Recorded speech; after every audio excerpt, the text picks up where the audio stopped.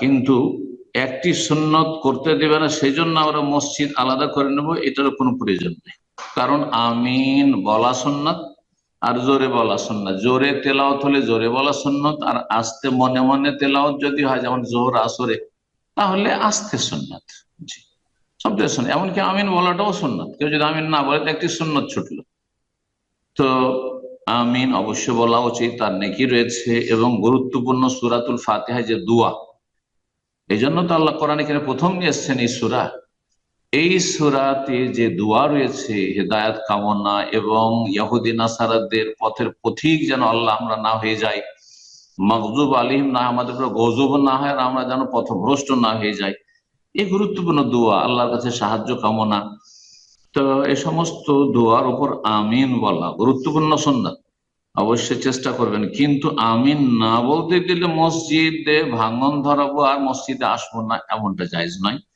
দেখুন, ওখানে মসজিদ আলাদা করলে বেশি লাভ আছে, আর সেটা সামলাইতে পারবেন কিনা এটা একটা কথা। কারণ অনেক জায়গায় হচ্ছে কি যে আপনারা অল্প সংখ্যা আছেন, আর এই আবেগে হয়তো গিয়ে আহ সুন্নাহ মোতাবেক আমরা সালাত আদায় করব, আর আমরা সেখানে তৌহিদ সুন্নাতের চর্চা করব, দিনী আলোচনা করব, এখানে করতে দেয় না। আমরা মসজিদ তৈরি করলাম আর তারপরে তারা দখল করে নিল অথবা তারা ভেঙে ফেলল, এই জালিমরা।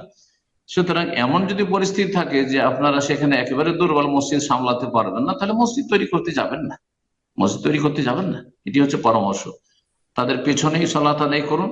আর যতটা পারছেন তাদের সাথে মিলেমিশে থেকে তাদেরকে এই বিভ্রান্তি থেকে, গুমরাহির রাস্তা থেকে ফিরিয়ে নিয়ে আসার চেষ্টা করুন, এটা সবচেয়ে ভালো।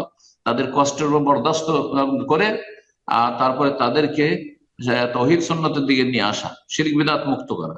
আর যদি সেটা সম্ভব না, সেটাও সম্ভব হচ্ছে না, দাওয়াতের রাস্তাও বন্ধ, আর আপনাকে কোনো সুন্নত পালন করতে দিবে না, সারা জীবন এইভাবে সেখানে বসবাস করবেন না, আর সেখানে মসজিদ হয়তো তৈরি করে সামলাতে পারবেন না, তাহলে হিজরত করেন, এলাকা থেকে হিজরত করেন।